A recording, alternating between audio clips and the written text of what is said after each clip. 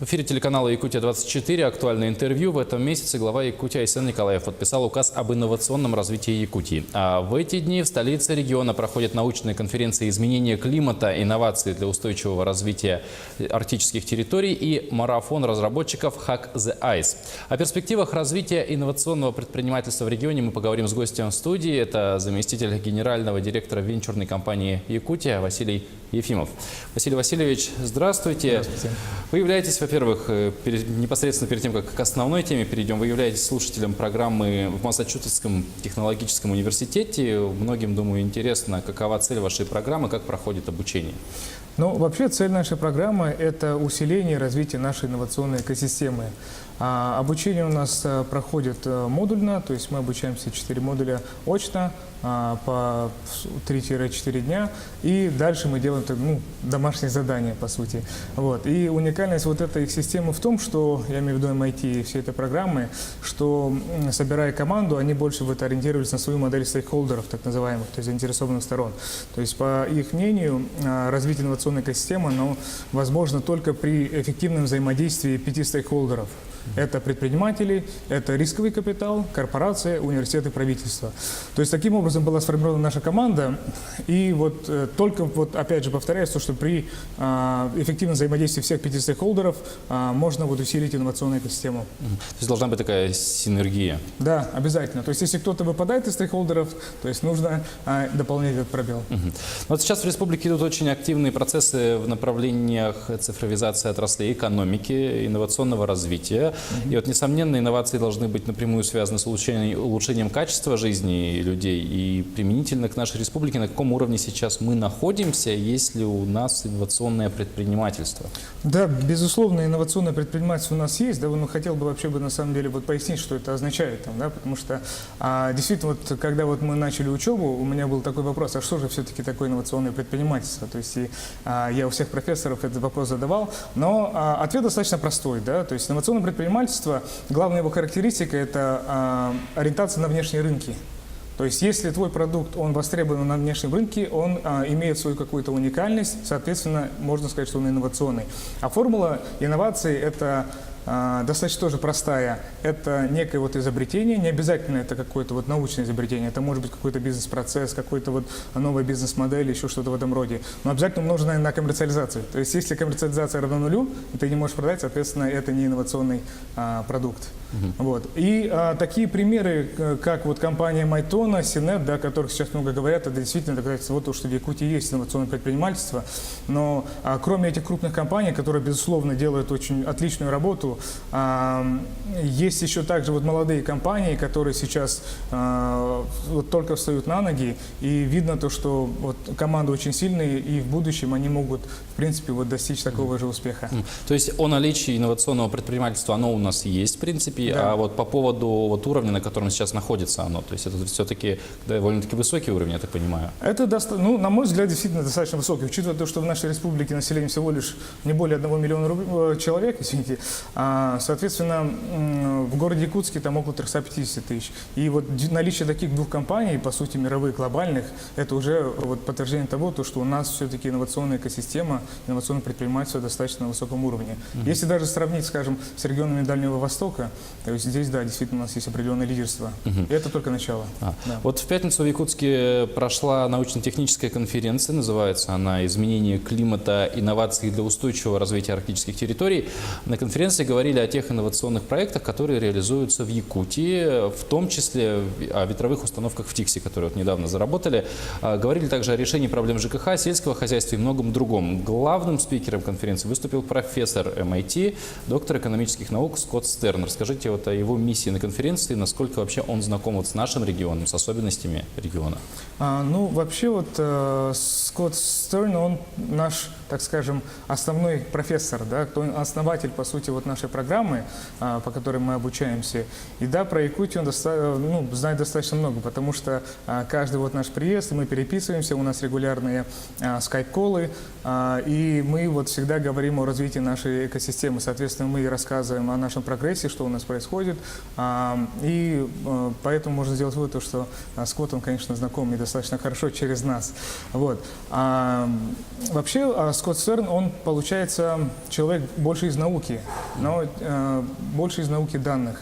Вот. И так как он обладает достаточно большим опытом, в том числе и предпринимательским, у него есть вот некий, вот, так скажем, удачный такой микс. Да? То есть он знает предпринимательство с точки зрения науки и знает с точки зрения опыта. И, например, он реализовал один такой проект достаточно интересный. Они совместно с коллегами разработали индекс качества предпринимательства. Вот. И этот индекс, он показывает в комплексе уровень развития инновационной экосистемы. То есть, например, такие даже характеристики проекта, там, команд, да, то есть даже название компании, оно может повлиять на ее успех. И результатом вот их такого, можно сказать, научного труда, это является то, что они могут прогнозировать успех компании на этапе ее регистрации. То есть в зависимости от количества учредителей и так далее. То есть там комплекс факторов. Вот. Соответственно, его вот основная миссия, да, это помочь нам определить сравнительные преимущества нашего региона. То есть предыдущие выпускники программы, вот, по которой мы обучаемся, они определяли также вот свои сравнительные преимущества по сравнению с другими регионами в мире в целом. Например, вот Новая Шотландия в Канаде, у них получается восточное все побережье, оно омывается Атлантическим океаном. Соответственно, они это увидели как свое сравнительное преимущество. И у них сейчас очень много компаний, которые предлагают технологии именно вот в этой отрасли, связанной с океаном. То есть это и транспорт и так далее. Вот. Также вот команды из Марокко, то есть у них, они известны тем, что у них огромные залежи, запасы фосфатов. И, соответственно, также они это определили как свое сравнительное преимущество. И конкретно бьют вот в эту точку. Провели недавно хакатон, ну и, собственно, то, что вот мы делаем сегодня, да, эти дни. Вот. Соответственно, вот, да, главная миссия – это помочь нам и с нашим научным сообществом, и также с предпринимательским сообществом выявить наши сравнительные преимущества. И сегодня мы очень много говорили о климате, то есть попробовать коммерциализировать климат. Вот. Ну и вот какие-то, может быть, идеи уже есть в этом направлении? Да, то есть там у нас очень был интересный формат, это нестандартная научная конференция, то есть у нас, получается, было как, что, грубо говоря, оппоненты. То есть один озвучивает проблему, другой предлагает решение. Вот. Ну, один из интересных проектов, который сегодня прозвучал, это гель Freeze Protect. То есть это разработал наш местный доктор биологических наук Наталья Ли.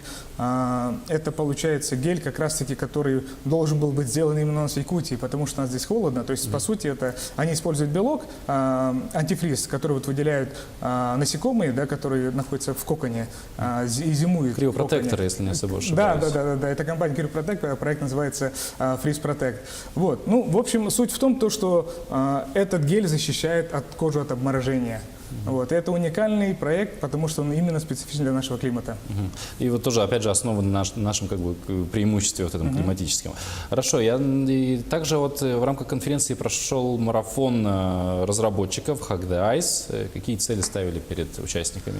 Ну, цели достаточно такие, тоже, опять же, нестандартные. Хакатон, на самом деле, собрал огромное количество заявок. Мы проводим их достаточно часто, да, и совместно с технопарком, венчурная компания.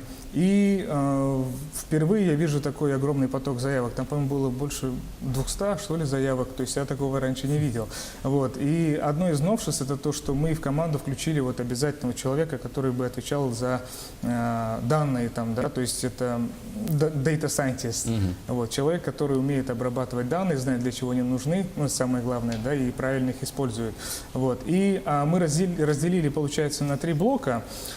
Первый блок – это касательно нашего климата, то есть ребята должны разработать проекты, коммерциализируемые, которые вот, каким-то образом касаются климата Республики Саха-Якутия. Второе – это больше инфраструктурные направления, это вот про расстояние, там, да, то есть здесь речь идет о транспорте.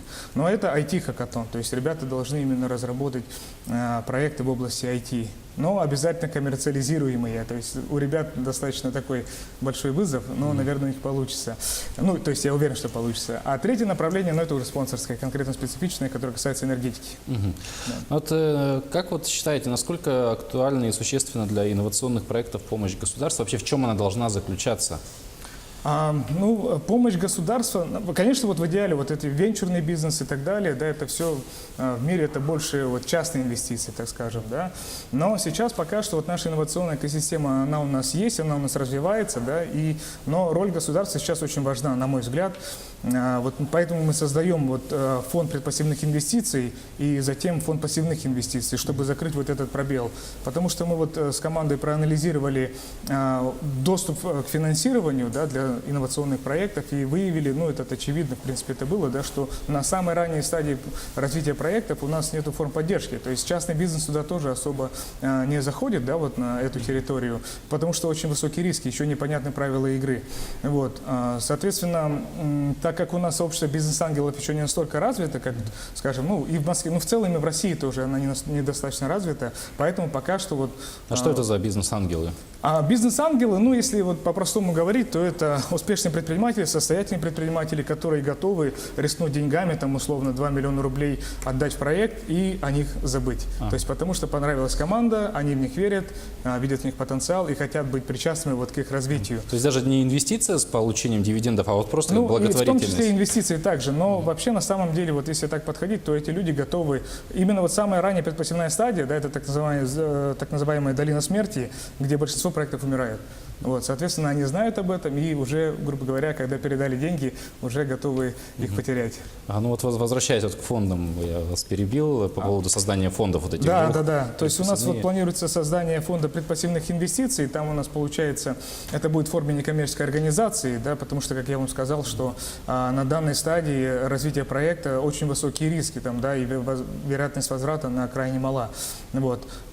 Затем вот успешные компании, которые прошли нашу акселерационную программу в рамках вот этого фонда, они могут вот претендовать уже на пассивные инвестиции, там уже более существенные суммы, там вот пока что предварительно там максимум вот около 30 миллионов рублей. Ну это буквально в двух словах, наше время эфирное, к сожалению, подходит к концу. Сколько времени, на ваш взгляд, требуется для наших инновационных предприятий для того, чтобы выйти на мировой рынок? Ну, опять же, вот те два примера, о которых вот часто говорят, и я сегодня тоже о них часто говорю, Майтон и Синет, они уже это делают, да. Но, ну, кроме них. Кроме них, да, то есть есть, вот именно если говорить о каких-то вот компаниях, которые вот только начали свое развитие там, да, то они должны, конечно, пройти определенный путь. Опять же, это пройти предпассивную стадию, пассивную, потом раунд А, Б, С и так далее, да.